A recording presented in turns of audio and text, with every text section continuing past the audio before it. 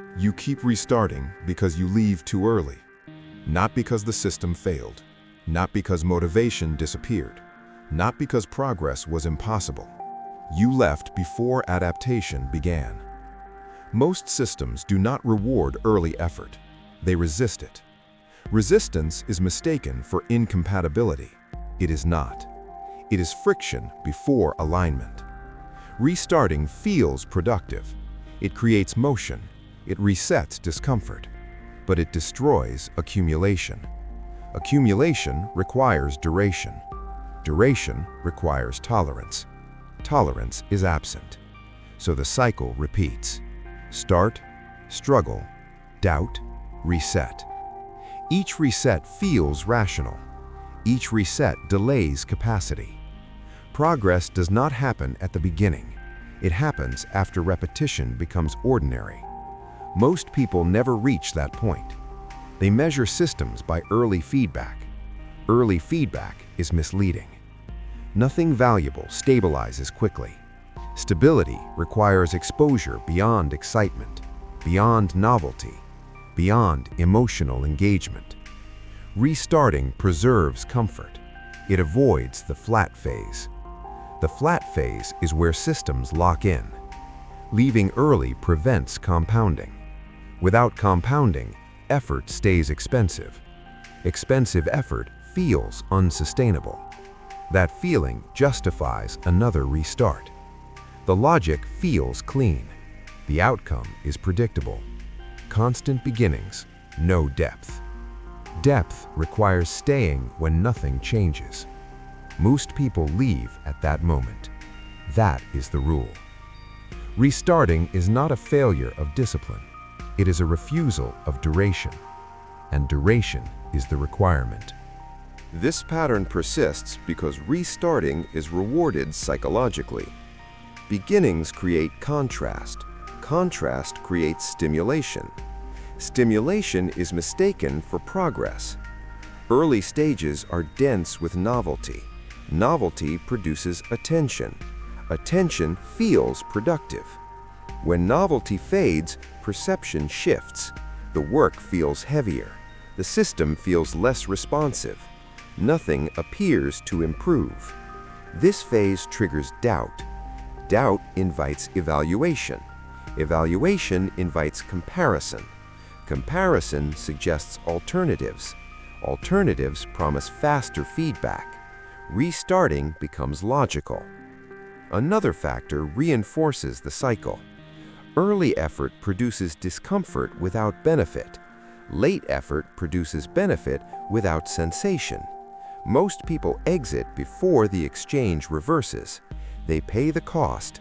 They leave before collecting the return. Because returns are delayed, the system appears inefficient. It is not. It is selective. Adaptation requires extended exposure. Exposure without variation. Variation resets adaptation. Each restart resets tolerance. Tolerance never expands. Without expanded tolerance, effort remains expensive. Expensive effort feels unsustainable. This feeling is misinterpreted as misalignment. Misalignment suggests change. Change suggests restarting. The cycle is reinforced by modern environments. Options are abundant. Switching is easy. Ease of switching reduces commitment to duration. Duration becomes negotiable. When duration is negotiable, nothing stabilizes. Another misunderstanding contributes. People believe commitment locks them into failure. They fear wasting time. In reality, restarting wastes more time. Time spent below the adaptation threshold never compounds. It only accumulates fatigue. Fatigue without return feels unjustified. Restarting appears to restore fairness. The system rewards short-term relief. It penalizes long-term stability. Most people choose relief. The choice feels reasonable. The outcome repeats. Start again, leave again. Depth is never reached. The pattern persists because leaving early feels protective. Staying feels risky. Risk delays reward. Few tolerate delayed reward. That is why the pattern continues. The misunderstanding is about timing. People assume that if something works, it should start working quickly. They expect confirmation before commitment. This reverses the order. Most systems require commitment before confirmation. Confirmation comes later. Because confirmation is delayed, the system is judged prematurely. Early resistance is interpreted as incompatibility. It is not. It is the system demanding adaptation. Another misunderstanding follows. People believe restarting is strategic. They frame it as optimization. They say they are refining direction. They say they are learning. In reality, they are avoiding the unresponsive phase. The unresponsive phase is not failure, it is latency. Latency exists in all compounding systems. During latency, input produces no visible output. This absence triggers doubt. Doubt feels intelligent. Staying feels irrational. This inversion is costly. People also confuse effort with effectiveness. When effort feels heavy, they assume the system is wrong. Effort feels heavy because adaptation has not occurred.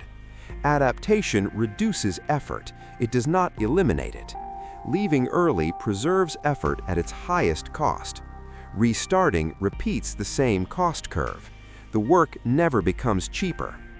Another error reinforces the cycle. People believe variety accelerates progress. They add variation to escape boredom. Variation interrupts adaptation. The system resets. Progress returns to zero depth. Depth requires sameness. Sameness feels stagnant. Stagnation is feared. So people move. Movement creates illusion. Illusion replaces progress. Over time, this misunderstanding hardens. People identify as someone who can't stick with things. They treat this as a personality trait. It is not. It is a timing error. They leave at the exact moment when leaving guarantees no return. They stay long enough to feel discomfort. They leave before relief arrives. The system never gets a chance to respond. The misunderstanding persists because early exits feel justified. They are not. They are predictable, and they explain why restarting feels necessary while progress remains absent. The system responds to duration, not effort spikes, not intention, duration. Every system has an adaptation threshold. Below it, input is resisted. Above it, input compounds. Most people never cross that threshold. They exit during resistance. Resistance is not punishment, it is calibration. The system tests consistency before releasing efficiency. Early stages are inefficient by design. They demand energy without return.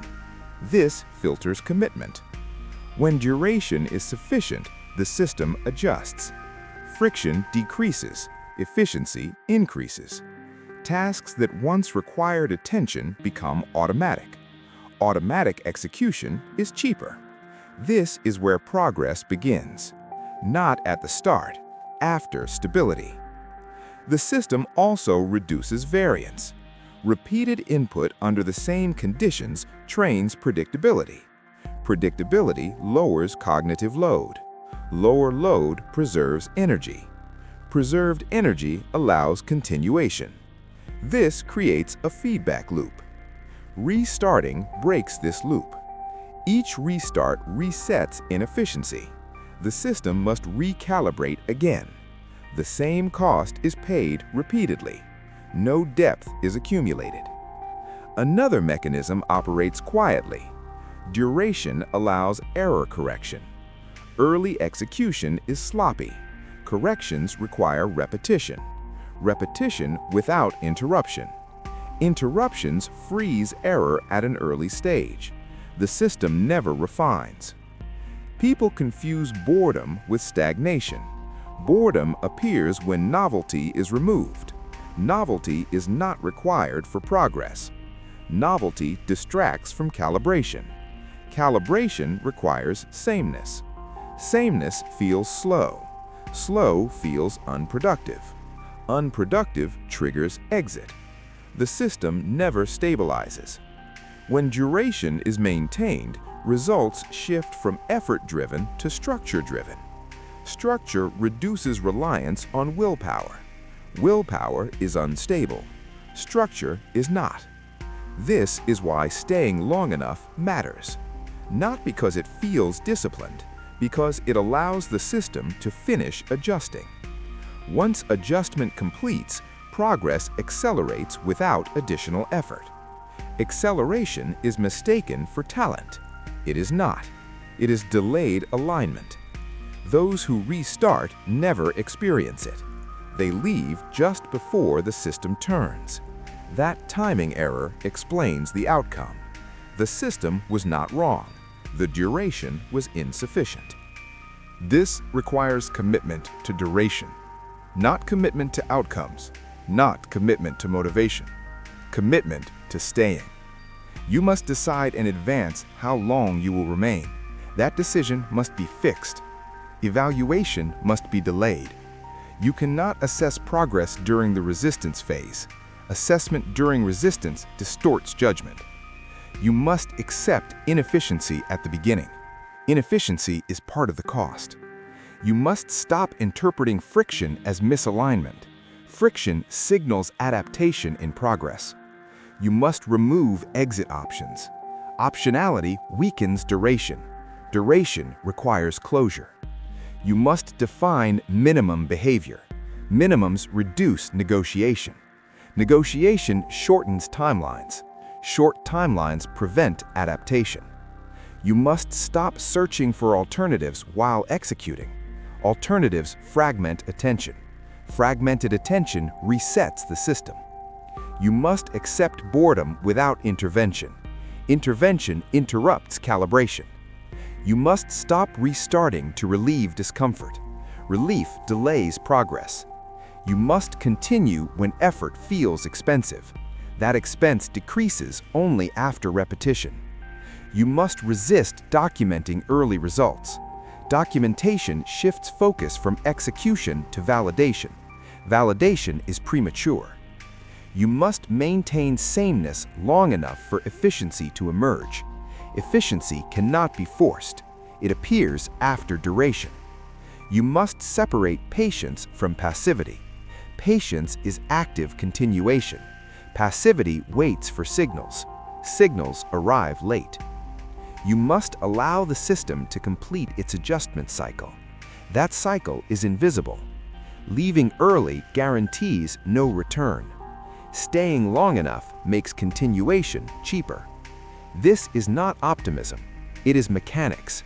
Duration is the requirement. Everything else is noise. Over time, restarting produces a specific trajectory. Depth never forms. Skill remains shallow. Effort stays expensive. Each new start resets inefficiency. The same early resistance is paid repeatedly. Energy is spent relearning basics. Nothing advances beyond the initial phase. This creates fatigue without progress. Fatigue is misread as limitation. People conclude they lack discipline or talent. The conclusion is incorrect. The system was never given enough time to respond. As restarting continues, tolerance narrows. The threshold for discomfort lowers. What once felt manageable now feels heavy. Short resistance triggers exit. Exit becomes faster. The system adapts downward. Confidence erodes operationally, not emotionally, functionally. You stop trusting your ability to stay.